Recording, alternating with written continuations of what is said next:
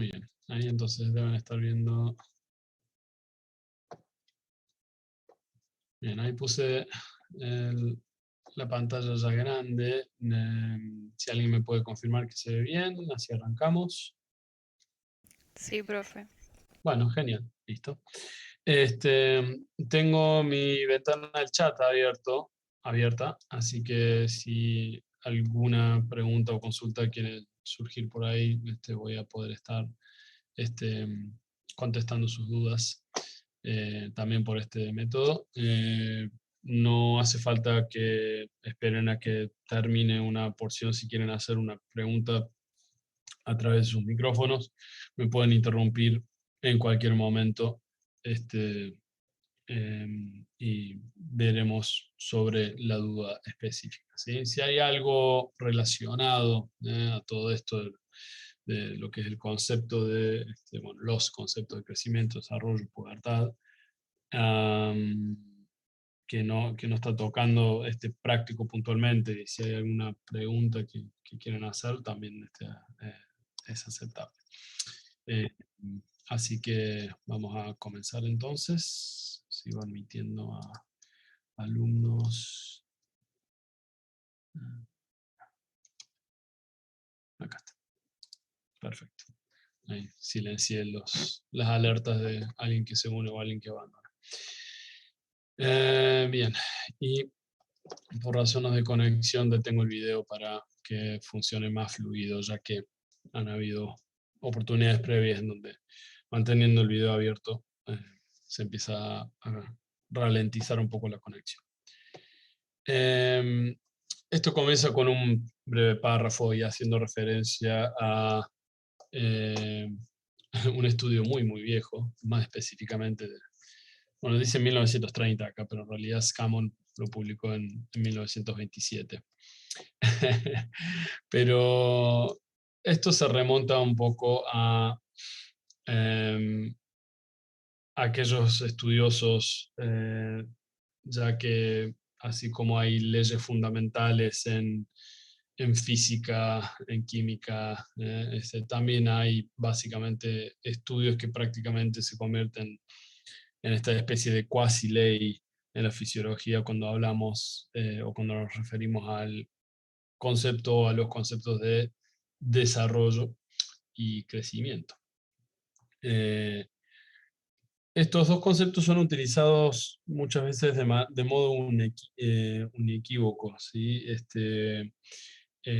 Son conceptos que en realidad tienen una definición de por sí y tenemos que tratar de diferenciar. Y esto básicamente a lo que me he dedicado buena parte de mi formación de posgrado es justamente el estudio del desarrollo y crecimiento en niños y adolescentes, ¿sí? El área de estudio de la pediatría. Así que es importante definir que como concepto amplio el crecimiento fundamentalmente se detiene en el estudio de lo que es el progreso estrictamente físico del organismo, como justamente el crecimiento que conocemos como lineal y la ganancia de masa corporal relacionado al progreso fisiológico o más bien al progreso etario fisiológico. Esto quiere decir, dado a distintas edades, qué crecimiento lineal y ganancia de masa corporal vamos a tener.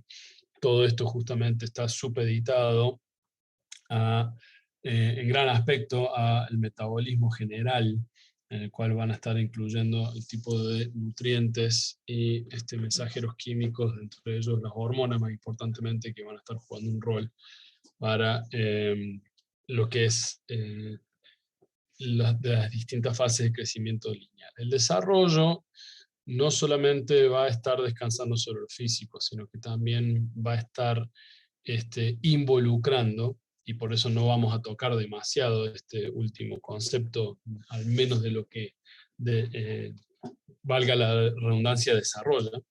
También habla sobre las cuestiones de madurez, ¿sí? Y relacionado a centros de funciones superiores, ¿sí? Básicamente eh, todo aquello que hace que podamos llegar a tener un conocimiento abstracto, un conocimiento concreto, ¿sí? El desarrollo de lo que es tanto la planificación neuronal, la elasticidad neuronal, y el desarrollo no solamente referido a lo neurológico, sino a la especialización, ¿sí? De todo el conjunto de distintos órganos que componen el organismo. Así que el desarrollo sí está más bien circunscrito en este capítulo a justamente lo que ocurre durante la pubertad, ¿sí? Que es el cambio más significativo, ¿sí? En lo que es el desarrollo ontogénico am, de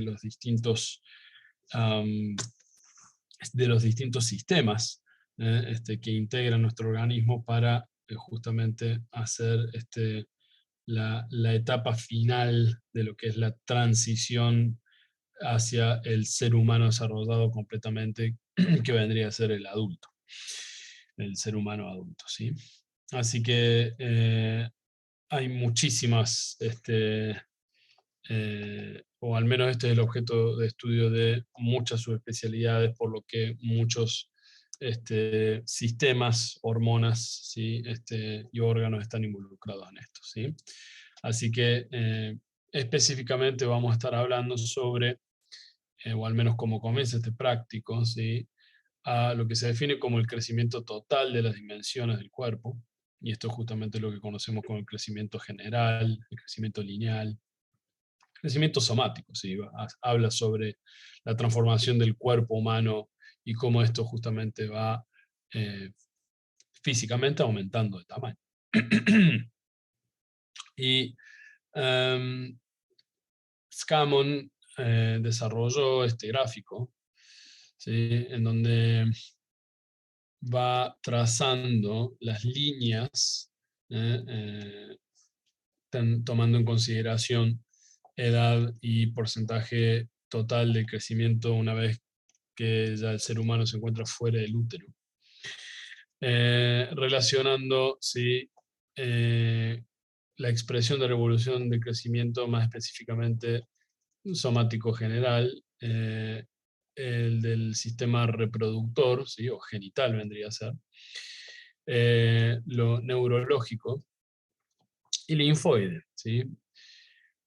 Muy extraña la decisión de los linfoides, ya que muchas, muchos artículos que justamente analizan el cómo Scammon desarrolla esto, eh, que básicamente se trataría, o al menos hace casi 100 años atrás, era un poco un marcador sobre el estado del sistema inmune o cuán competente es el sistema inmune de una persona, ¿sí?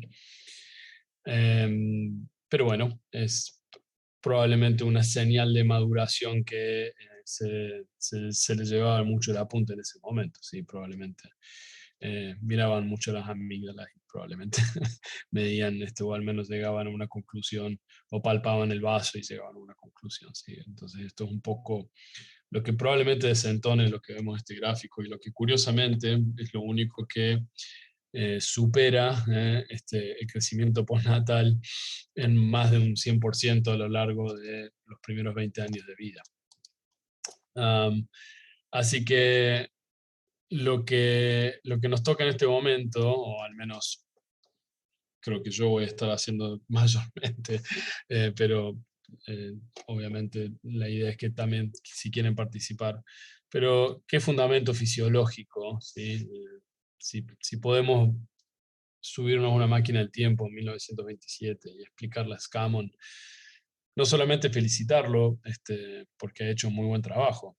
Scammon en este trabajo lo que ha hecho básicamente fue tomar a uno de sus hijos como conejillo de indias. A través de 20 años del crecimiento de su propio hijo ha estado básicamente midiendo no invasivamente todo lo que pudo medir.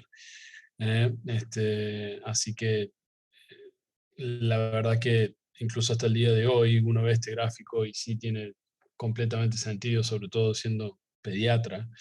Es absolutamente brillante lo que ha propuesto y ha planteado en este gráfico, ¿sí? Primero quiero hablar del gráfico en sí, porque está bueno volver a lo que son conceptos gráficos, perdón, conceptos básicos de descripción de un gráfico, sobre todo cuando tenemos dos variables las cuales estamos relacionando y justamente si obtenemos una curva, cómo son las características de esta curva. Fijemos en lo que se denomina esta línea discontinua, en lo que se ha denominado el crecimiento neural, ¿sí? Básicamente habla de tejido nervioso, esto si se quiere, y traten de establecer cómo en 1927 o en 1930 alguien podía llegar a decir qué es lo que está creciendo del sistema nervioso, a qué creen que se describe específicamente cuando pudo haber hablado en la década de 1930 Scammon sobre el crecimiento neural. ¿Qué es lo que probablemente estaba viendo acá? Al perímetro cefálico. Claro, muy bien. ¿Por qué el perímetro cefálico? Por el crecimiento del cerebro y todo lo que conlleva el sistema nervioso. Exactamente. Es el crecimiento en sí encefálico, ¿sí? Bien, también lo han escrito en el chat, perímetro cefálico, exactamente. Es justamente una medida de cómo uno podía establecer en ese momento. ¿Por qué digo en ese momento? Como si alguien dijera, bueno, pero hoy en día no medimos en la consulta pediátrica el perímetro cefálico. Sí, claro que lo hacemos. No particularmente yo, pero, pero sí, claro que se hace. Pasa que hoy en día tampoco es, luego de 100 años de conocimiento y estudio médico, no es algo que sí o sí va a correlacionar directamente con el desarrollo neurológico, pero es el concepto que se manejaba en esa época y estaba más que bien. Así que básicamente lo que Scammon hacía acá era tomar una cinta métrica y medirle el perímetro cefálico a su hijo durante todas estas distintas etapas de su edad. Entonces, ¿qué es lo que notan? Tomen la curva independientemente y si quieren voy a hacer... Uy.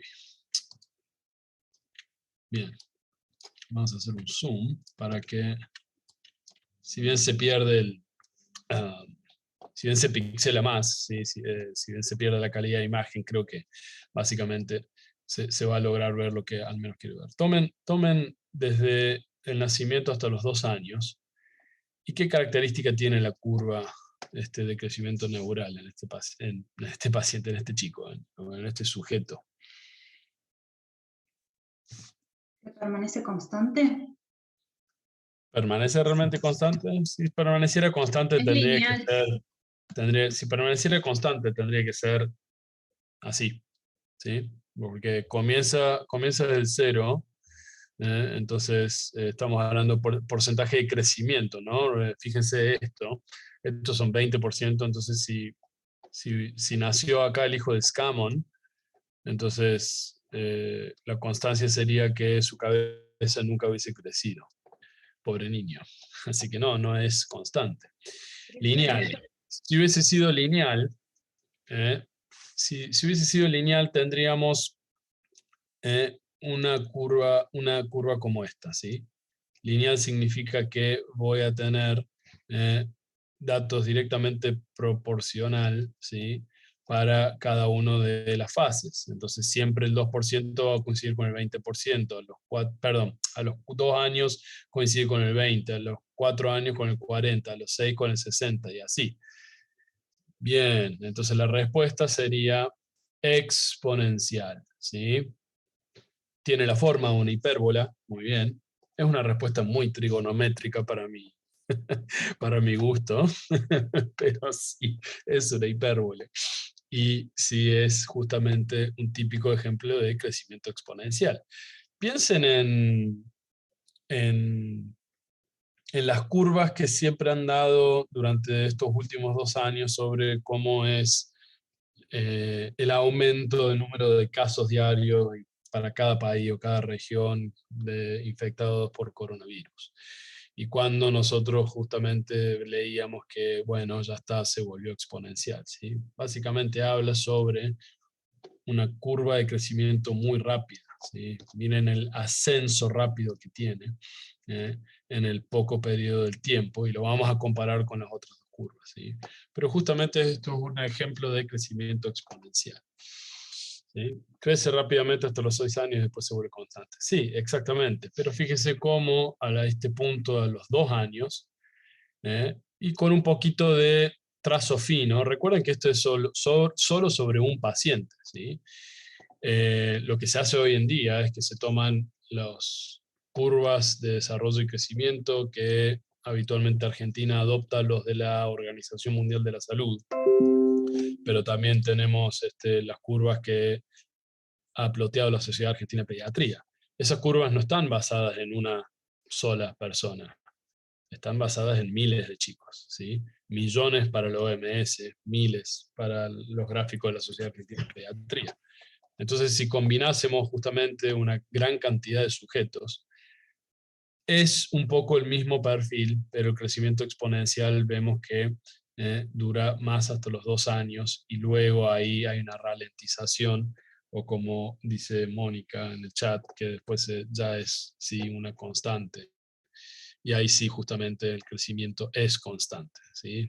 No tenemos cabezas enormes pasado justamente esta edad y si lo tuviésemos no va a ser el cerebro, créanme. Así que esto es justamente una clásico curva de crecimiento exponencial. Y esto habla justamente sobre el gran nivel de desarrollo que hay, ¿sí? Sobre este específico punto, ya que también se condice, quería decir, con el rápido desarrollo, y acá sí uso el concepto de desarrollo más que crecimiento, sobre cómo se condice con el desarrollo neurológico de un infante, es decir, alguien que nace y va creciendo hacia el año y medio de vida, sobre todo durante los primeros 12 meses, ¿sí? Un bebé recién nacido que apenas abre los ojos y el único sonido que emite es un estornudo, y cuando llega a los 12 meses, muchos de ellos están ya dando primeros pasos y pueden decir al menos entre 5 y 10 palabras. No muy inteligibles, pero sí, claro que sí. Entonces esto es un claro ejemplo sobre cómo el crecimiento neurológico es exponencial, más específicamente también referido al área del desarrollo. Si vamos al crecimiento general, ¿sí? Los humanos no tenemos un crecimiento exponencial, ¿sí? Seríamos gigantes. Martín, ahí colocamos también observado que es un máximo entre los 14 y 15 años. Sí, bueno, desarrollo neuronal. Recuerden que esto es, chicos, recuerden que es un gráfico muy desactualizado y hecho en una sola persona, ¿sí? Así que, nuevamente, esto es un gráfico puesto a modo de introducción para hablar un poquito sobre el tema. Pero prácticamente el desarrollo neurológico, ¿sí? Se tiene que subdividir en distintas fases. Es mucho más complejo que este gráfico, pero un poco nos pone en órbita sobre los temas que vamos a desarrollar. Nuevamente volviendo a la curva de lo que es el desarrollo general, ¿sí? Y acá muy prácticamente Scammon fue retratando cómo iba creciendo, y muy probablemente qué parámetros pudo haber tomado como general Scammon acá para su hijo. El crecimiento longitudinal del niño y de lo que es la masa ósea, en general el tamaño de él. Claro, exactamente, lo debe haber pesado y lo debe haber medido, ¿sí? Cuando alcanzaba ciertos años, ¿sí? Y también se condice un poco sobre cómo son las características del crecimiento, nuevamente haciendo referencia a lo que nosotros llamamos hoy en día como el crecimiento somático, ¿sí? Entonces, ¿qué observan en esta curva? ¿Cómo vendría a ser el crecimiento somático en el sujeto de Scammon, que también, dicho sea de paso, es bastante similar a lo que realmente ocurre?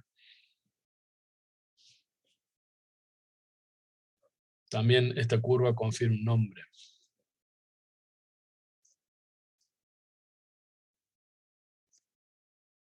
Es sigmoide, profe, pero no sé si... Exactamente, es una curva sigmoidea, muy bien, o sigmoidea. Nunca entendí bien cómo se acentúa. Puede ser que esté aceptado dicho de las dos maneras. Bien, ¿y qué características tiene a lo que específicamente representa en este contexto esta curva sigmoidea? Va a referirse a que tiene inicialmente un crecimiento de carácter exponencial, es decir, que en pocos años va a haber gran parte del desarrollo, Bien, y lo que es en el tiempo medio, donde se estuvo recabando los datos, no hubo mucho cambio, ujú, pero después vuelve a retomar o un cambio abrupto de crecimiento o no, pero rápido. bien. Y que coincide a qué edad más o menos. Recuerden que este es un varón. Con la pubertad, o sea, cuando Claro, empiezan, exactamente. ¿A partir de qué edad comienza a verse reflejado nuevamente un crecimiento prácticamente exponencial, si podríamos decir, en lo que es el crecimiento general? 12 años, por ahí, Sí, 12, estoy de 13. acuerdo. Estoy de acuerdo, no tengo una reglita. Lo estoy haciendo con mi mano, que claro, no se ve, pero sí, a partir de los 12.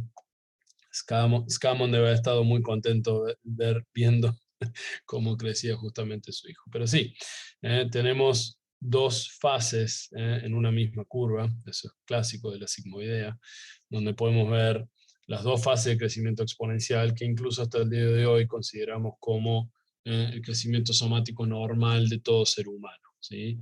Como justamente tiene los dos periodos más importantes de desarrollo y crecimiento rápido, más específicamente crecimiento somático rápido, ¿eh? Lo vamos a observar en los primeros 12 meses de vida y con el brote puberal, ¿sí? Que es menos preciso en cuanto a tiempo, hay mucha variabilidad intraespecie, ¿sí? No todo ser humano va a tener un brote puberal similar, pero está bastante claro que se está hablando de un periodo que por lo menos dura 2 años, ¿sí? Así que también, nuevamente, vemos la correlación, ¿sí?, de lo que es el concepto de crecimiento somático en estos dos periodos relacionados a, ¿sí?, lo que es un gran establecimiento sobre los picos de hormona de crecimiento, actuando no solamente esta hormona, sino que también otro tipo de hormonas, ahora las vamos a ver, y justamente la influencia que tiene con los factores de crecimiento regulados desde ya por las hormonas sexuales en el inicio de la etapa de la pubertad, ¿sí? Y fíjense qué gran coincidencia, ¿sí?, tiene justamente con la línea discontinua con puntos intermedios, que vendría a ser justamente el desarrollo de los genitales externos, ¿sí? Entonces, obedece al cambio de crecimiento durante la primera etapa, donde todo prácticamente tiene un crecimiento importante.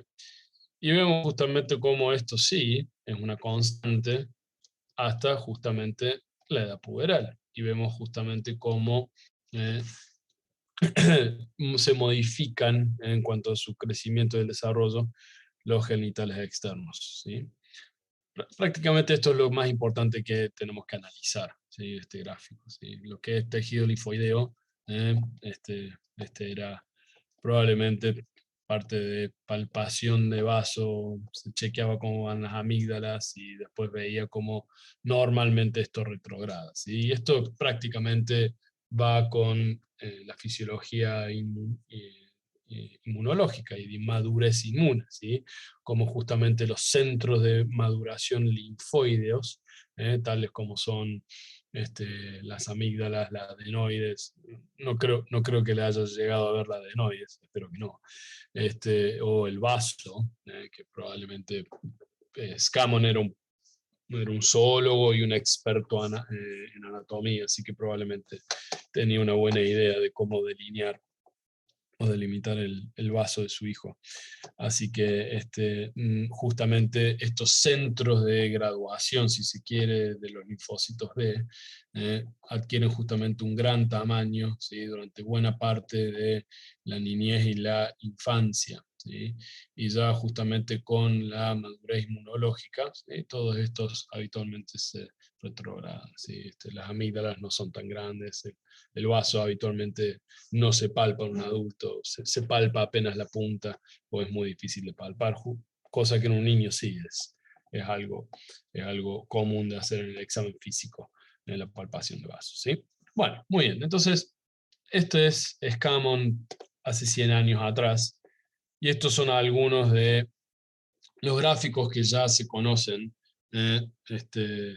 Nos adelantamos ahora 100 años en el tiempo, o mucho menos, obviamente, porque estos son conceptos que también han sido desarrollados, probablemente ya bien delineados hace 50 años, ¿sí? No mucho tiempo después de Scammon. Él murió en la década del 50, así que probablemente ya debe haber visto antes de su muerte algún paper de fisiología fundamentando sus hallazgos, ¿sí? Así que vamos a hablar sobre lo que es la velocidad de crecimiento. Y vamos a empezar con el gráfico de la derecha, ¿sí? No hay mucho más de lo que ya hemos dicho, que no hemos aclarado hasta este punto. Sí está dividida en lo que son las distintas fases de crecimiento, ¿sí? La fase postnatal inmediata o primera infancia, ¿sí?, la infancia tardía o segunda infancia, ¿sí?, la fase de adolescencia o pubertad, la fase adulta, ¿sí?, y luego la fase de senectud, envejecimiento, donde justamente es lo que no puso Scammon en su gráfica, ¿de acuerdo? Y acá no solamente tomamos un sujeto, nuevamente la mayoría de estos ploteos de crecimiento y desarrollo están basados en miles de sujetos. Y acá, con la diferencia de Scammon, hay una gran diferencia, ¿sí? Tenemos una división entre los sujetos de sexo masculino y de sexo femenino. Bien, entonces, ¿qué es lo que agrega esta gráfica de lo que no hemos dicho con las curvas de Mr. Scammon? ¿Qué otras interpretaciones podemos hacer acá?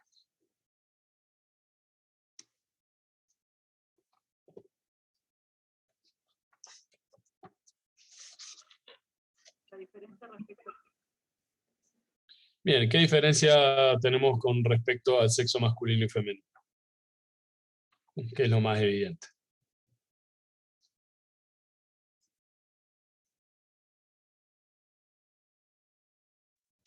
Los periodos donde se incrementa la velocidad de crecimiento van a ser en distintas etapas de la vida. Bien, habitualmente en la infancia tardía, ¿qué es lo que suele pasar? ¿Sí? Traten de evocar a ustedes mismos en la escuela primaria. Vamos, no fue hace tanto. ¿Qué es lo que muestra ahí?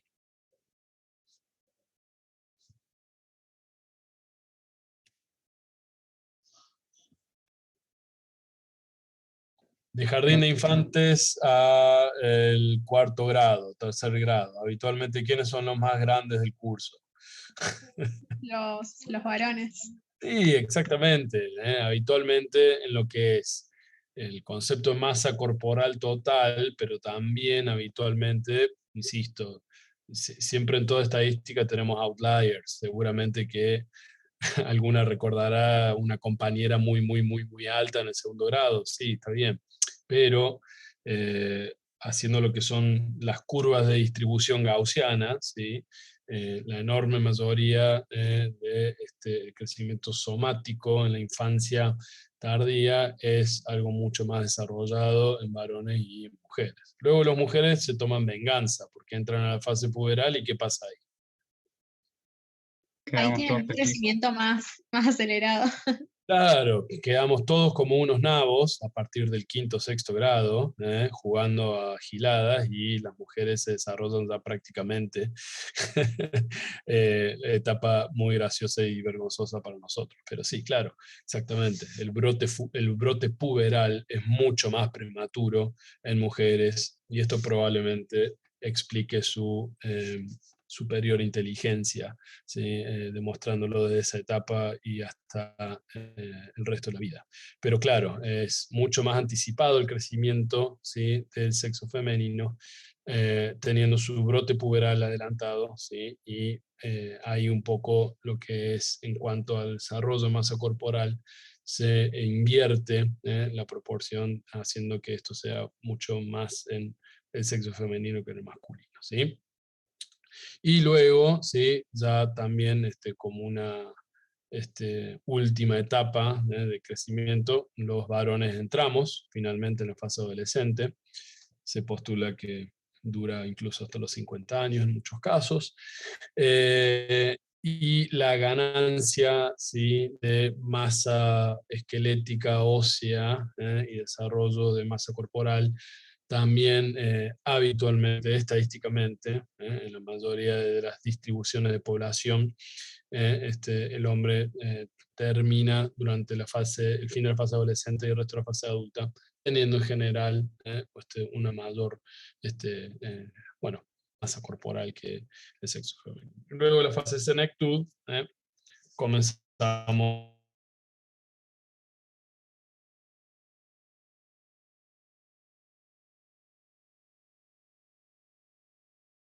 así que esto es algo que volvemos a ver, ¿sí? Bien, esta gráfica, ¿qué Profe, es que demuestra? Sí, perdón que lo interrumpa, se cortó recién, no escuchamos qué dijo. bien. ¿Me escuchan ahí? Me apareció un cartel de mi conexión inestable. Lo que quería agregar es que como justamente la senectud o el envejecimiento, y lo que vamos a hablar la semana que viene más en detalle, cómo comenzamos justamente a perder justamente la masa corporal y nos comenzamos a encoger,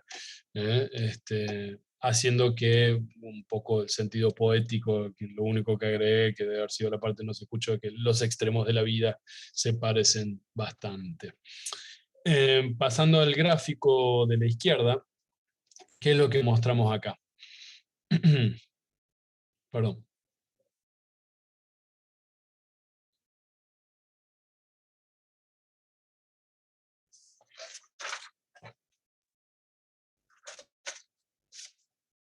Son las curvas de velocidad de crecimiento medidas en centímetro por año que crecen los hombres y mujeres. Bien, bien, exactamente. Entonces, básicamente, invierte, ¿sí? esta primera curva, perdón, exponencial, ¿sí?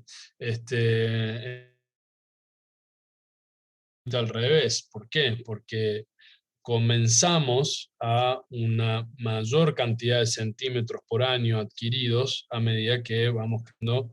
Esto se va ralentizando, ¿sí?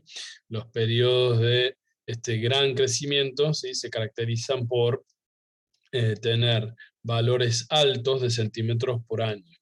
Los más altos que vamos a tener, ¿sí? tomando en cuenta esta medida en función de tiempo, van a ser sin dudas durante el primer año de vida, ¿sí? Para que tengan más o menos cierta medida. Un bebé nacido a término está midiendo entre 46 y 50 centímetros de largo, y para cuando llega el año ya está midiendo unos 90 centímetros, ¿sí? Así que es algo como para tener en cuenta. Este tipo de crecimiento no se detiene, ¿sí? Ya que podemos ver que en la infancia crecemos más o menos entre unos 5 a 10 centímetros por año, ¿sí? ¿Alguien quería preguntar algo? Bien. Esto se mantiene constante como buena parte de lo que ya estuvimos debatiendo acá en cuanto a crecimiento somático, hasta que justamente tenemos el brote puberal. Y fíjense que las curvas bien hacen notar este desfasamiento que hay entre el brote puberal más precoz que tenemos en las niñas y los niños, como tenemos que esperar un poco más, ¿sí? Termina nuestra pubertad, ¿sí? Y abruptamente cae justamente la proporción de centímetros ganados al año hasta llegar a 0. ¿Sí? Así que a partir del fin de la pubertad ya no tenemos más ganancia de crecimiento lineal. ¿Sí? Bien, entonces, ¿qué fisiológicamente en todo esto? Vamos a simplemente mencionar solo por mencionar conceptos. ¿Cuáles van a ser entonces los participantes necesarios para que esto se dé, ¿sí? Desde el punto de vista fisiológico?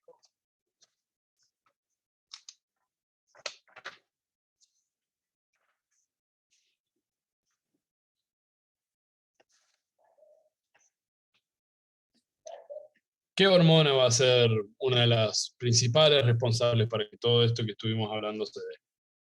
La hormona de crecimiento. Bien, perfecto. Entonces, ¿en qué momentos de la vida se secreta la hormona de crecimiento?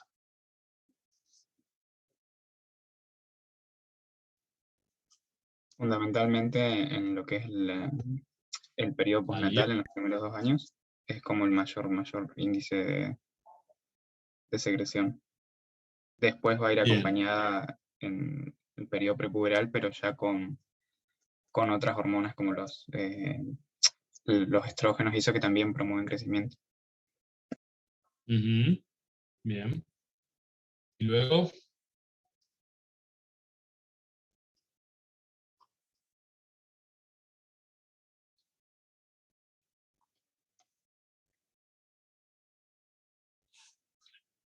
Yo sé que o sea, en sí la hormona de crecimiento va también por medio de la vía de unión a su receptor, va a generar lo que son factores de crecimiento similares a insulina, y esos también van a ser bien, bien. como que los principales actores. Antes de entrar a eso, está muy bien lo que decís. Antes de entrar a eso, el concepto que tiene que tener es la hormona de crecimiento es secretada durante toda la vida. ¿Sí? Y esto es importante que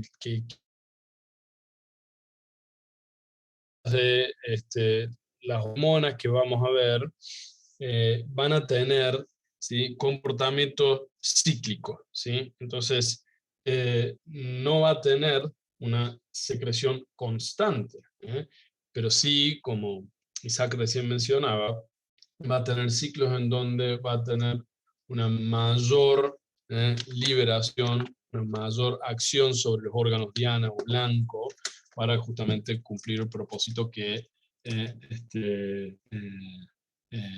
necesita cumplir. Pero es una hormona que, como habrán leído o van a leer, o eventualmente deberían leer, es una hormona que tiene efectos profundos en todo lo que es la síntesis de los nutrientes básicos, es decir, sobre las proteínas, carbohidratos y lípidos. ¿Sí?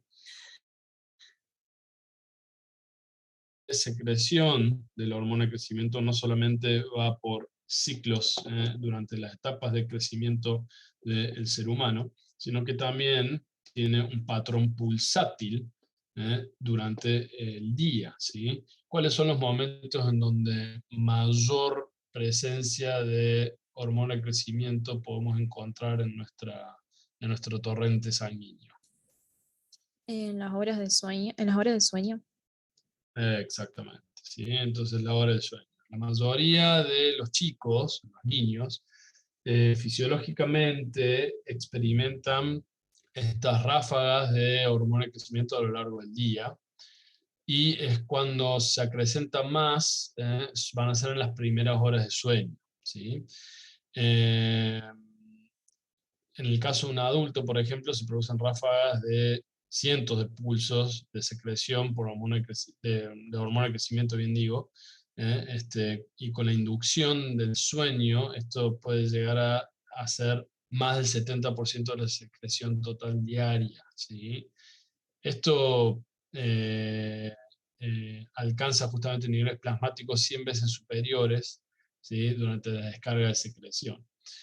Y esto es muy importante cuando queremos ser lo que somos puericultores, si se quieren, o profesionales de la salud dedicadas al crecimiento y desarrollo del niño, como tenemos que eh, poner un hincapié muy profundo en que los periodos de sueño de un niño son muy, pero muy importantes. ¿Sí?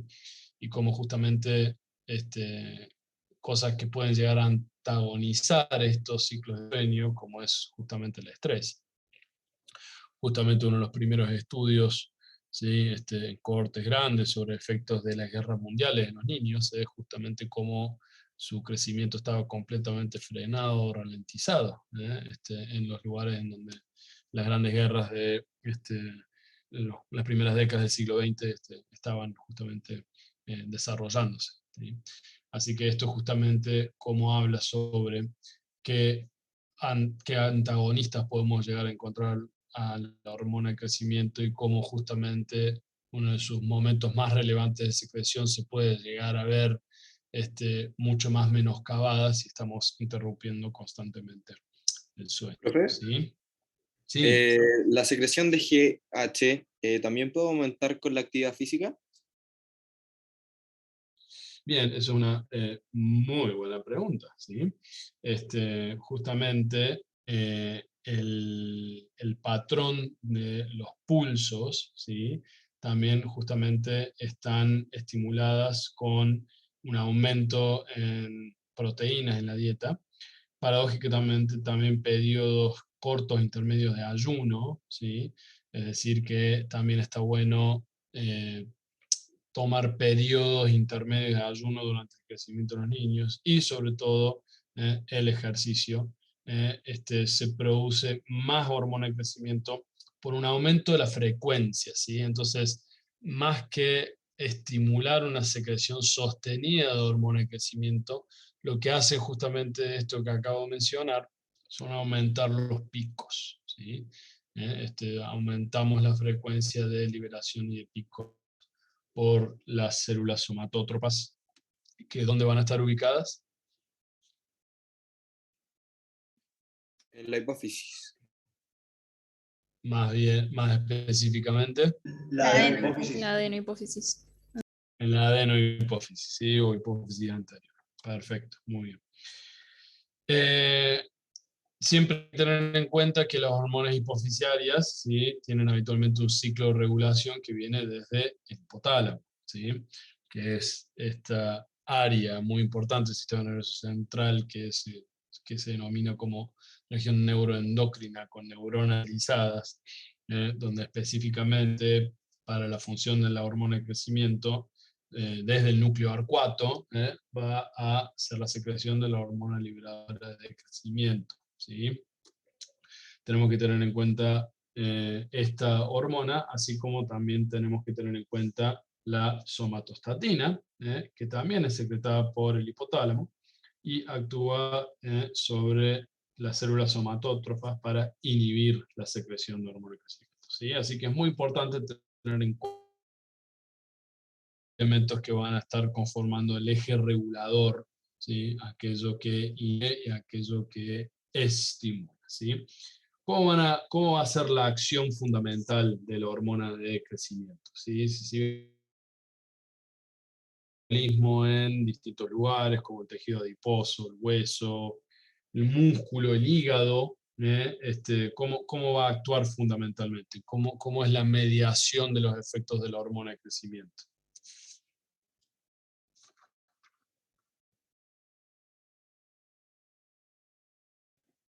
Mediante receptores extracelulares, o sea, de superficie membrana. No sé si a eso se refiere. Bien, entonces vamos a tener el efecto directamente sobre esta misma hormona con el receptor de la hormona de crecimiento, ¿sí? Así que todo esto tienen que estar preparados para escribir bien el receptor. Y la manera de mediación indirecta, ¿a través de quién sería? A través de esos factores similares a insulina. Bien, también llamadas en general como Las IGF. otro nombre. Somatomedinas. Las somatosmedinas, ¿sí? En general, son varios los factores de crecimiento relacionado a la insulina o insulin-like, ¿sí? La IGF-1, ¿sí? Es la más importante, ¿sí? También se conoce como la somatomedina C, ¿sí? Y también tiene que estar listo para decir cómo justamente funcionan los receptores de las somatomedinas. Habitualmente están todas asociadas a tirosinquinasa, ¿sí? Bien, efectos entonces que la hormona de crecimiento va a tener que promueva justamente el crecimiento. Las principales, ¿cuáles son? Promueve síntesis de proteínas, síntesis de ARNs mensajeros para Bien, síntesis de proteínas. bien, También va a promover mayor absorción de aminoácidos para la síntesis justamente de proteínas. bien. Y creo que tiene un factor. Lipólisis. Ah, Sí. ¿Quién más quiere hablar? ¿La escuchamos? No, perdón, lo interrumpí, pero pensé que había terminado. No, decía de No, la no, lipólisis. está bien. Bien, perfecto. Todas estas acciones combinadas sobre la mayoría de los que son los nutrientes básicos, ¿cómo se llama todo esto? ¿Cómo es este efecto específicamente? anabólico. Exactamente, es una hormona anabólica, ¿sí? ¿Qué otra hormona anabólica existe que también se secreta durante toda la vida, ¿sí? Que está prácticamente con órganos diana en todo el organismo. Insulina. Bien, ¿hay algún nexo, hay alguna conexión entre la insulina y la hormona de crecimiento?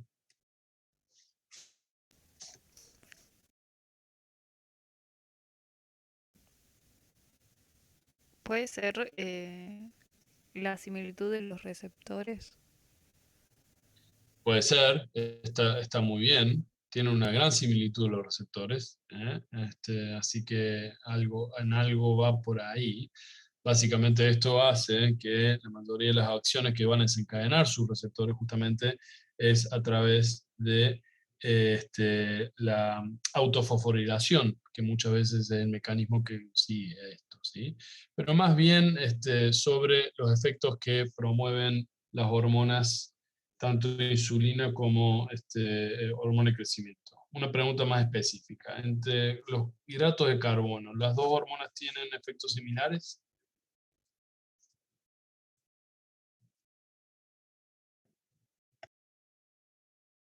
Va a promover como que tanto la insulina como el efecto de la GH, la utilización de lo que son los metabolitos hidrocarbonados. Eh, ¿Qué es lo que a hace la nivel, hormona? sí, como que a nivel, en realidad, creo que en el teórico Kremer decía que a nivel de los músculos, por ejemplo, va a promover en realidad lo que es el uso no de carbohidratos ni la absorción de los mismos. Y, por ejemplo, a nivel del hígado va a promover lo que es la síntesis de glucosa para secretarla, para que los demás órganos la usen. Entonces genera como esta mayor utilización, al igual que la insulina, de glucosa en general. Entonces, en resumen, ¿qué es lo que hace con la glucosa la insulina y qué es lo que hace con la glucosa la hormona de crecimiento?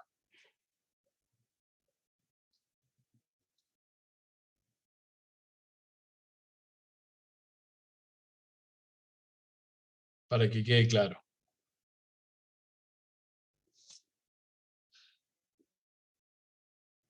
Hace que la usen, no sé. La insulina justamente, ¿sí? Es una hormona que, como no sé si ya han hablado de la insulina en los teóricos, pero ya muchos al menos tienen una idea de cómo funciona, pero lo que hace la insulina es toma la glucosa libre circulante, ¿sí? Y la hace ingresar a las células, ¿sí? La hormona de crecimiento tiene justamente un efecto contrario, ¿eh? Disminuye justamente la utilización de glucosa a través de los tejidos, tales como son el músculo y el tejido adiposo, ¿eh? Y promueve justamente una mayor disponibilidad plasmática de la glucosa. Esto se conoce como el efecto diabetogénico, de la hormona de crecimiento. ¿Saben quién lo describió? Esto fue descrito en la década del 30 y 40 por Hussey, ¿sí? Un fisiólogo argentino que justamente en 1947 le dan el premio Nobel por describir los efectos diabetogénicos de una hormona de la adenohipófisis, que luego, antes de que él la describiera, se conoció que era la hormona de crecimiento, ¿sí? Entonces, como consecuencia de estos efectos metabólicos, la hormona de crecimiento contribuye a que aumente justamente los niveles de insulina en sangre. Como vamos a ver en uno de los conceptos más adelante, hay un estado de relativamente una resistencia a la insulina, esto muy entre comillas, durante todas las etapas de crecimiento activo, o al menos en todas las etapas en donde la secreción de la hormona de crecimiento es algo predominante, ¿sí? Así que esto es algo que no solamente lo hace con los hidratos de carbono, sino que también en el tejido adiposo. Puede causar un aumento de la glucosa en sangre o de la concentración de la glucosa en sangre, tanto cuando tenemos un déficit de la insulina o cuando tenemos una resistencia verdadera a ciertos tejidos a la insulina para que más glucosa esté disponible en el torrente sanguíneo, ¿sí? Eso, por un lado, entonces, cómo promueve con efecto los hidratos de carbono. Como ya habías mencionado, Isaac, es algo que bien establecido, que la hormona de crecimiento produce una síntesis proteica, promueve justamente el crecimiento de órganos, y obviamente, relacionado a lo que venimos hablando, es cómo el efecto más profundo, ¿sí? Más notable, es justamente la habilidad para aumentar el crecimiento lineal, ¿sí? Y básicamente acá actúan lo que se llaman las somatomedinas, para que hagan la alteración más profunda y los cambios sobre las epífisis, que es donde justamente están los cartílagos de crecimiento, para estimular la síntesis de ADN, ARN, síntesis proteica. Esto produce el ensanchamiento de las placas epifisarias, ¿sí? Y promueve los focos de osificación, más específicamente en la pubertad, ¿sí? Así que todo lo que no pudo tener Lionel Messi en su fase de crecimiento exponencial, justamente es por un déficit. Bueno, tratado con esto, obviamente cuando se produce ya, o se alcanzan las últimas etapas de cierre epifisario, la proyección de crecimiento lineal final es menor a la esperada, pero mucho más de lo que se puede llegar a tener con un déficit de hormona de crecimiento. A veces no hay déficit de hormona de crecimiento, sino hay también déficit de somatomedinas, que van a actuar siendo estimulados por la hormona de crecimiento. Cuando no tenemos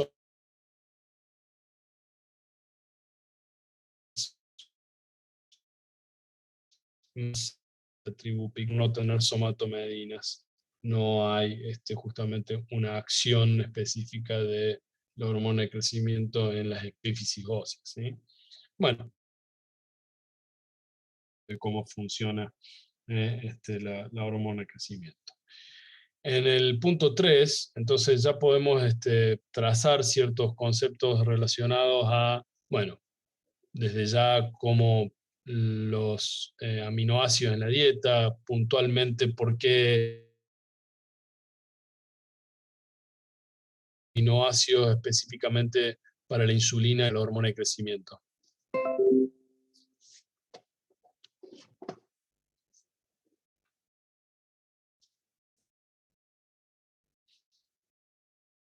Bien, ahí hago la pregunta. Entonces, en el gráfico que propone el práctico, ¿sí? Tenemos especialmente el aporte de los aminoácidos en la dieta, ¿sí? Y específicamente cómo esto estimula hacia la insulina o también en este caso hacia la hormona de crecimiento. ¿Por qué específicamente los aminoácidos de la dieta?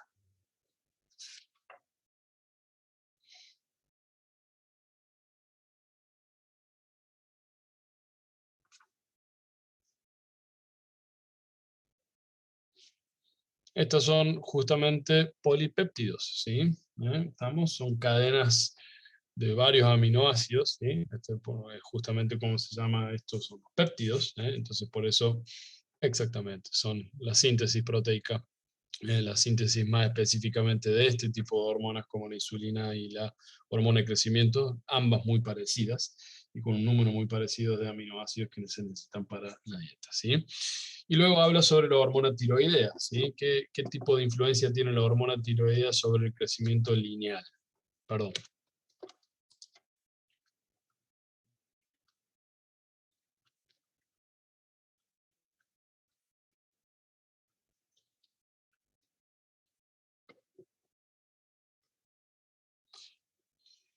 La hormona tiroidea probablemente es la hormona más importante después de la hormona de crecimiento, que justamente va a estar en la estimulación de crecimiento, ¿sí?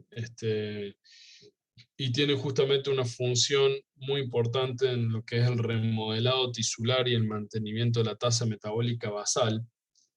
Y fundamentalmente esto en periodos de más ávido crecimiento en las etapas o en los grupos etarios que ya describimos, es donde justamente tiene mayor actividad. Tenemos una enfermedad que justamente es el hipotiroidismo congénito, ¿sí? Una falla en la regulación del ciclo, ¿sí? Donde tenemos demasiada hormona tiroideo estimulante que justamente interfiere con la secreción de lo que vamos a tener esto en un bebé recién nacido. Son bebés que justamente no crecen, tienen un desarrollo muy, muy ralentizado, y esto es algo que justamente quizá en todo recién nacido, ¿sí? En todo recién nacido, en las primeras 48 horas, absolutamente a todos los que nacen, prácticamente en todo el mundo, ciertamente en Argentina, se hace un dosaje de, bueno, varios hormona tiroideo estimulantes, ¿sí? Así que es muy determinante, ¿sí? La acción de la hormona tiroidea. Y junto con la insulina y la hormona de crecimiento, como pone acá, hacen justamente a lo que es el impulso anabólico, si se quiere, para la regulación metabólica y el mantenimiento de crecimiento y función, ¿sí? Así que como para tener en cuenta qué tipo de componentes van a estar relacionados en el desarrollo somático de un humano. Bueno, entre que se me corta internet y están un poco callados, por ahí sospecho que no hay demasiadas dudas. No sé si hay alguna pregunta dirigida específicamente hacia esto.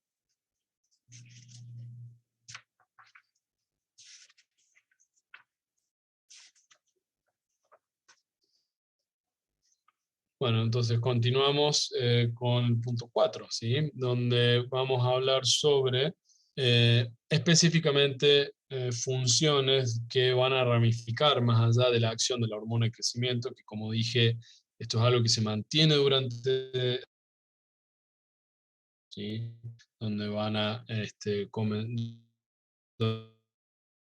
manera más determinada. También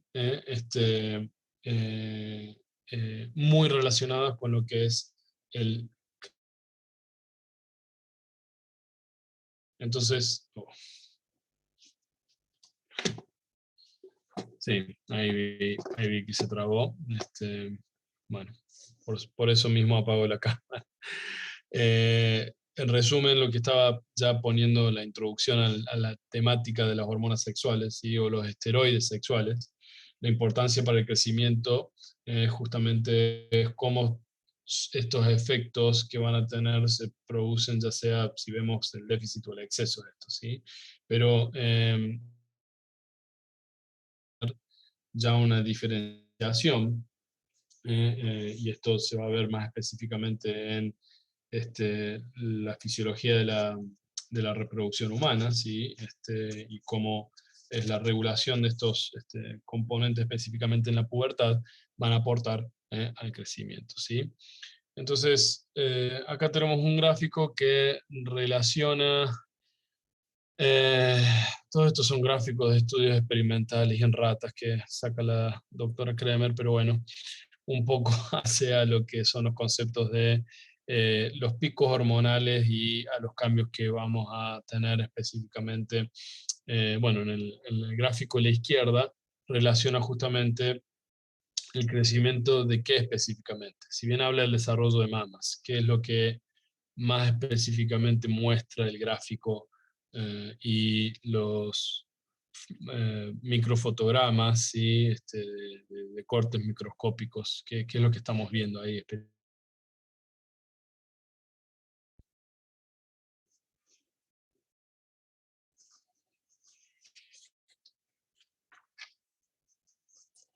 No sé si se trabó de nuevo o se escucha bien.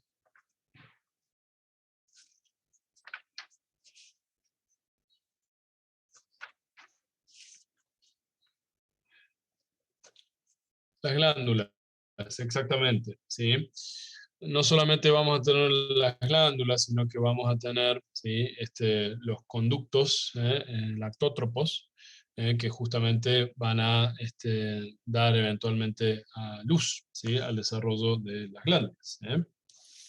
¿Cómo es justamente las características de el desarrollo mamario durante la pubertad? ¿Sí? ¿Qué es lo que justamente determina o con qué es lo que justamente comienza, ¿sí? La diferenciación en este punto, más específicamente el desarrollo mamario?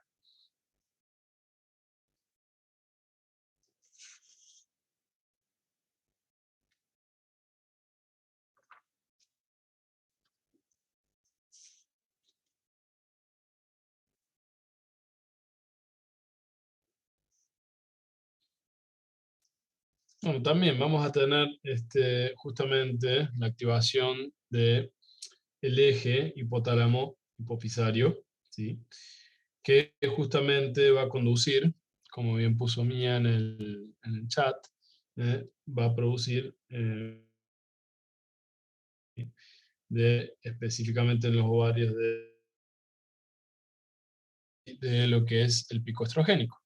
Y eso lo pueden ver justamente al fondo perdón, al fondo, bien abajo del gráfico de la izquierda,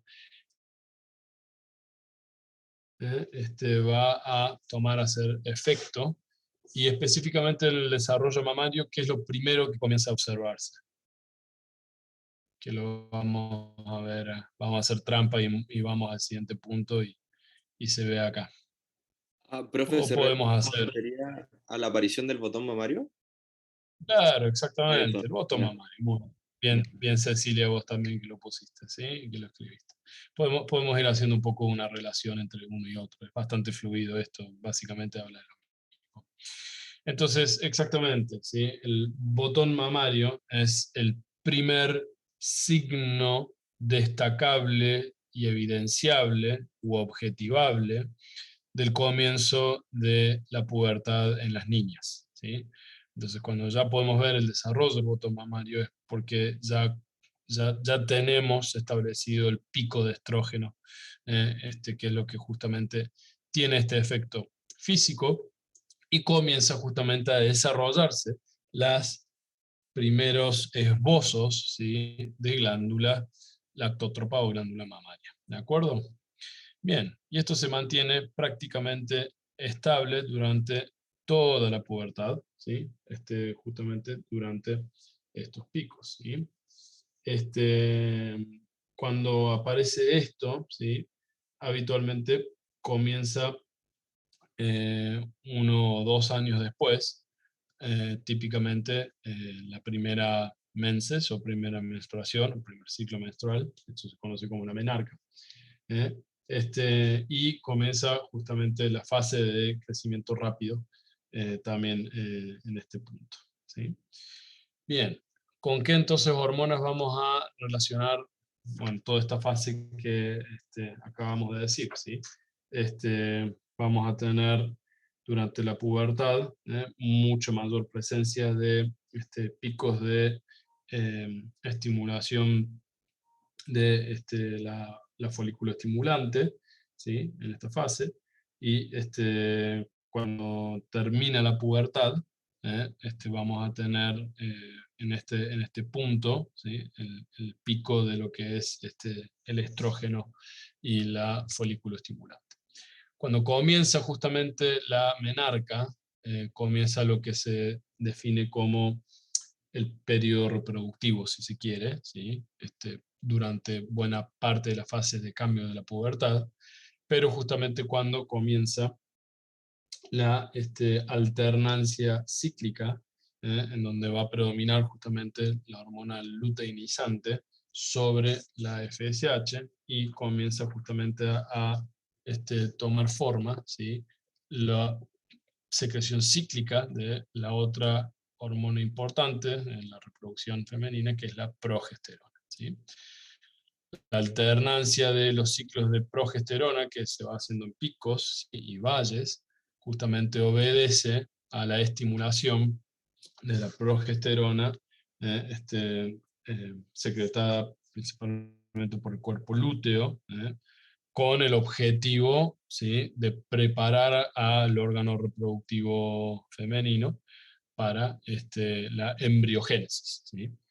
Cuando no hay embriogénesis, esto justamente culmina en la fase del ciclo menstrual, ¿sí?, con el desprendimiento, ¿sí?, de el endometrio especializado y una disminución brusca de lo que es el pico de progesterona, nuevamente volviendo a la fase latente de secreción de estrógeno, ¿sí? Esto es básicamente lo que hace que suceda. Cuando comienza los grandes picos de progesterona, vamos a tener ya el desarrollo de los lobulillos, ¿sí?, y la expresión de distintos factores genéticos de crecimiento que van a estar configurados para la eventual función de estas glándulas, que van a ser justamente la producción de leche, ¿sí?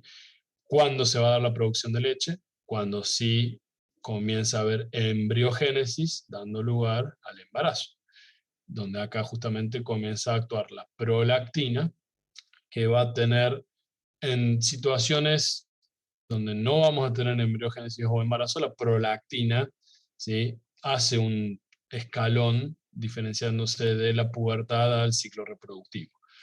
Pero su mayor pico justamente lo hace durante todo el embarazo, incrementando aún más en los últimos trimestres de este periodo, ¿sí?, y también manteniéndose en niveles latentes durante el puerperio, es decir, cuando ya nace el niño, tenemos la finalización del embarazo y tenemos ya la producción justamente establecida de leche, ¿sí? Bueno, lo mismo sucede justamente a lo que es este gráfico que básicamente habla sobre la inhibición del estradiol, ¿sí?, o el estrógeno, cómo vamos a tener el gran cambio, y esto es lo que sería, si se quiere, dirigido a cuando querríamos escucharlo a ustedes hablando sobre cómo se alternan, ¿sí?, las hormonas sexuales más importantes en la mujer durante la fase de niñez, pubertad y el comienzo de el periodo de reproducción adulta. Si no hay embarazo, ¿la prolactina tiene alguna función? Sí, la tiene, pero no vamos a entrar ahí. No solamente actúa en caso de embriogénesis, siempre tenemos una secreción latente de prolactina. Es comparablemente muy baja los niveles de prolactina cuando tenemos justamente embriogénesis, pero sí, siempre hay una secreción latente de prolactina. Es tema de otro, no sé si lo van a ver específicamente un práctico, pero sí es definitivamente algo que es para desarrollar, porque justamente tiene una relación muy importante con la dopamina, ¿sí? Prácticamente son uno de los controladores de su secreción e inhibición, pero sí, normalmente siempre hay niveles de prolactina, tanto en la mujer y el hombre. Por más que no exista un organismo embarazado, siempre vamos a tener prolactina presente tanto en hombres como en mujeres. Bien, entonces Sí, A mí me quedó una duda justamente de eso. ¿Cómo actúa la prolactina en el hombre? ¿Qué función cumple? insisto, claro, tiene más justamente parte de lo que es el ciclo de retroalimentación corto, por eso no quería entrar demasiado en el tema, pero justamente tiene una acción importante en el ciclo de retroalimentación corto con la dopamina, ¿sí? No hay una función específica sobre el mecanismo lactótropo, es decir, de producción de leche en el hombre, pero también hay algún desarrollo de tejido lobulillar pobremente diferenciado en el hombre. Así que si hacemos un corte histológico de lo que es la región mamaria del hombre, hay una presencia mínima y no funcional de algún desarrollo de la glándula en este nivel, ¿sí? Justamente por los pobres niveles de no solamente prolactina, sino que también justamente qué es lo que hace, y acá está la respuesta también a tu pregunta, qué es lo que hace que justamente tengamos un verdadero desarrollo de el sistema lobulillar y canalicular, justamente la combinación de estrógenos con progesterona, ¿sí? La prolactina por sí sola no hace absolutamente nada y por eso no hay un estímulo láctropo en el hombre, ¿sí? O al menos en el organismo que no o carece de efecto completamente secretor de las hormonas de estrógeno y progesterona. Entonces lo importante que tienen que tener en cuenta es cómo son los niveles de estimulación de liberadoras de hormonas sexuales, ¿sí? Como en la parte de la niñez, básicamente desde el nacimiento hasta la pubertad, como la folícula estimulante está mucho más promovida que la hormona luteinizante, ¿sí? Que es un poco ese ciclito que ven ahí en el gráfico a la derecha.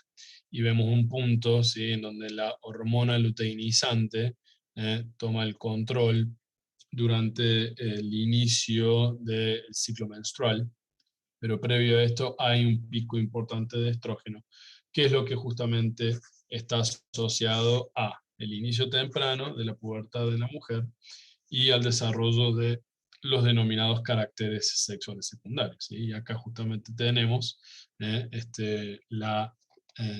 cómo está descrita la telarca en estos gráficos que justamente que Tanner ha sido contemporáneo a Scanlon, ¿sí? La personalidad de la cual hablábamos al comienzo, en lo que son los próceres o los impulsores de el crecimiento, el estudio del crecimiento y desarrollo, ¿sí? Tanner desarrolla esto durante la década de 40 y 50, ¿sí? ¿Cómo se describen los cambios? Y esto es el Tanner solamente de sexo femenino. También hay Tanner de sexo masculino. Si encuentro cuando terminemos un gráfico lo podemos repasar también. Pero básicamente habla sobre cómo tenemos la etapa 1, donde no tenemos tejido mamario glandular palpable, ¿sí? Y ya en el estadio 2 tenemos justamente el famoso botón mamario que ya han mencionado, ¿sí? Bien por debajo, ¿sí? De la areola, que justamente podemos llegar a palpar este botón, ¿sí? Y es siempre ante una pregunta, la respuesta es, este es el primer signo del inicio de la pubertad en mujeres. El estadio 3 es cuando el tejido mamario, ¿sí? Lo que es en sí la mama, ya es palpable por fuera de la areola, no hay típicamente un gran desarrollo de la areola. En el estadio 4 es cuando justamente tenemos una areola elevada y ya palpable, o sea que ya forma justamente bien diferenciado el pezón, la areola y justamente el resto del tejido mamario. Y el estadio 5, cuando ya se forma el contorno mamario, habitualmente hay mayor pigmentación areolar, se desarrollan las papilas, y en algunos casos se nota mucho más lo que es la protrusión de pezón, ¿sí? Lo que es las escalas del desarrollo de el pelo púbico, ¿sí? Si bien el gráfico demuestra cómo sería la pubarquia femenina, la pubarquia tanto masculina como femenina no hace diferenciación, ¿sí? O sea que básicamente habla sobre la presencia de lo que es el vello púbico en las áreas que corresponden tanto para el hombre y para la mujer son exactamente las mismas, ¿sí? Lo que es la escala de vello púbico, ¿sí? Y el Tanner masculino justamente habla sobre el desarrollo de la escala genital, ¿sí? Así como dijimos que el desarrollo del botón mamario, cuando aparece, dijimos que es el primer signo del inicio puberal en la mujer. ¿Cuál es el primer signo del desarrollo puberal en el hombre? El aumento del tamaño del testículo. Exactamente, ¿sí? Por eso es algo también hasta mucho más subrepticio tratar de establecer. Eh, los pediatras de antes tenían como esta especie de rosarios hechos de pelotitas de madera de distintos tamaños. Esto se llamaba como un orquidómetro. Estableciendo o estimando, mejor dicho, una cantidad teórica de mililitros, ¿sí? Los testículos se miden en mililitros, como para establecer que si ya superaban cierta cantidad de mililitros, si quieren saberlo y se desesperan por saber, es cuando ya superan los 4 mililitros, el estadio ya de puberal, ¿sí? Aproximadamente 2,5 centímetros, más o menos. Bueno, y cada uno de estos estadios, ¿sí? Hacen referencia a no solamente el tamaño de los testículos, sino también las características de la piel escrotal, que básicamente la piel escrotal se va afinando, ¿sí? Escroto durante la niñez es una piel muy gruesa, ¿sí? Es bastante gruesa. Y ahí tiene como más contenido de líquido y apenas no se puede palpar justamente el testículo, ¿sí? Con el desarrollo puberal, la piel del escroto se va haciendo mucho más fina, hay una mayor adopción de forma de bolsa, que justamente está bien pegada justamente al pene, el escroto en un momento, y al ir afinándose va justamente recibiendo los testículos, aumentando tamaño y haciéndose una piel más fina, y tal como describimos para el estadio Tanner, para la areola, ¿sí? La areola justamente es el genital secundario femenino que se hiperpigmenta, bueno, lo mismo como los labios vaginales externos. Y en el hombre justamente confiere mucha mayor pigmentación el escroto, ¿sí? Entonces ya cuando tenemos un área escrotal hiperpigmentada, con una piel fina y testículos ya de un tamaño que excedan aproximadamente los 4 centímetros, esto ya sería el Tanner número 5 para el varón. Ahora, ya hablamos un poco sobre muy conceptual y resumidamente sobre la influencia hormonal en el desarrollo de los estadios de Tanner en la mujer. ¿Cuáles vendrían a ser las hormonas responsables del estadio en el hombre?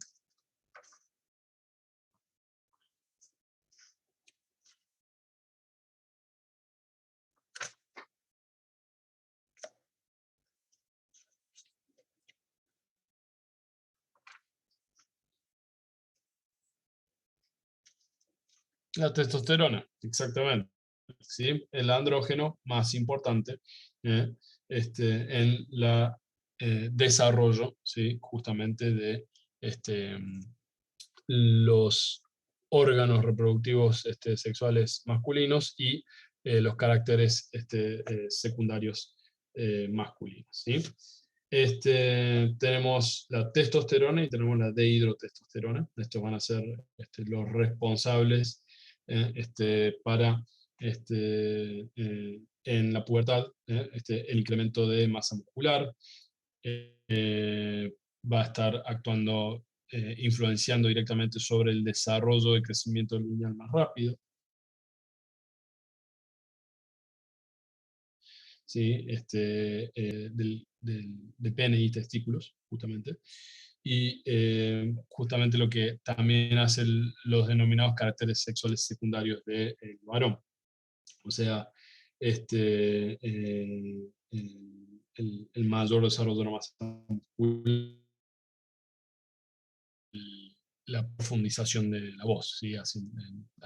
Teniendo un efecto sobre los cartílagos laringios, haciéndolos más grandes y haciendo a que los hombres tengan una voz más profunda. Justamente tomando esto último como ejemplo, los efectos de la testosterona sobre el desarrollo del aparato genital masculino, también podemos ver cómo tiene el efecto sobre, y acá creo que entramos un poco sobre este último, ¿sí?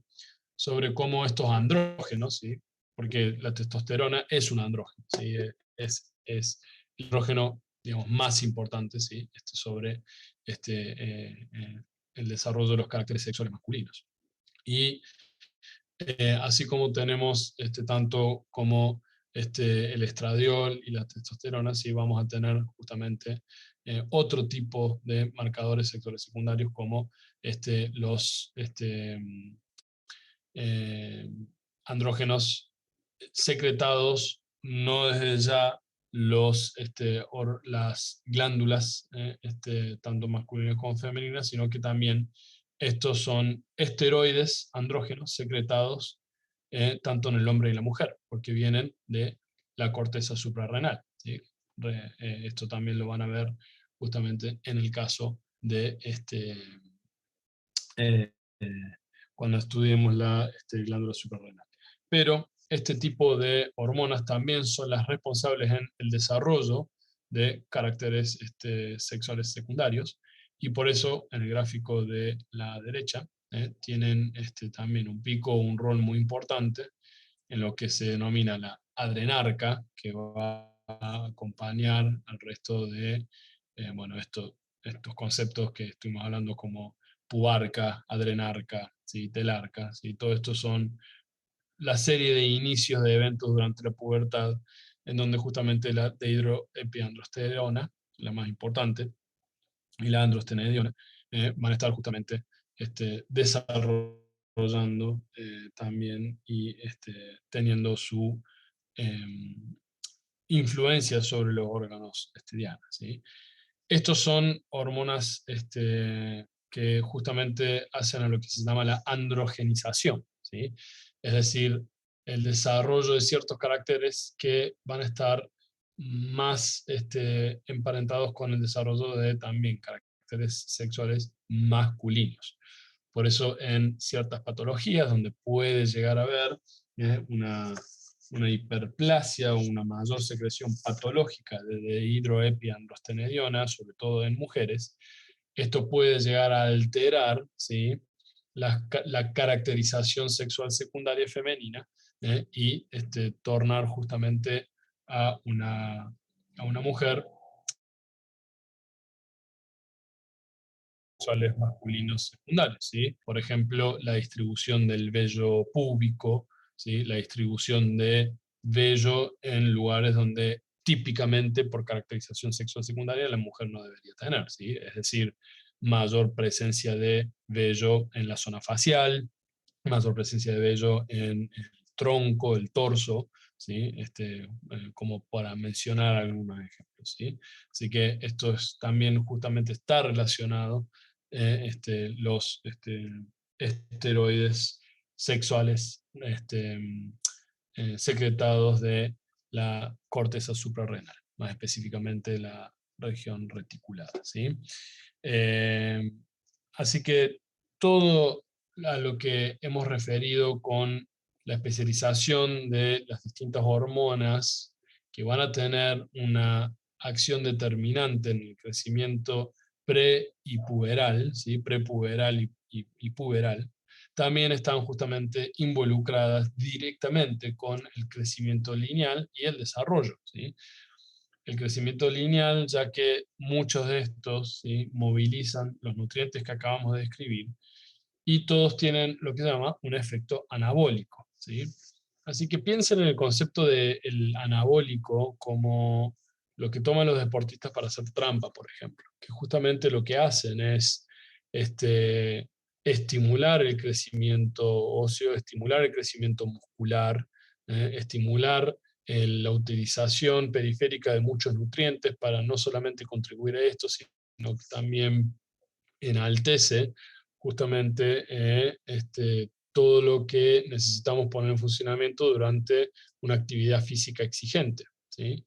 Entonces, muchos de los anabólicos de los cuales los deportistas, sobre todo los deportistas que actúan en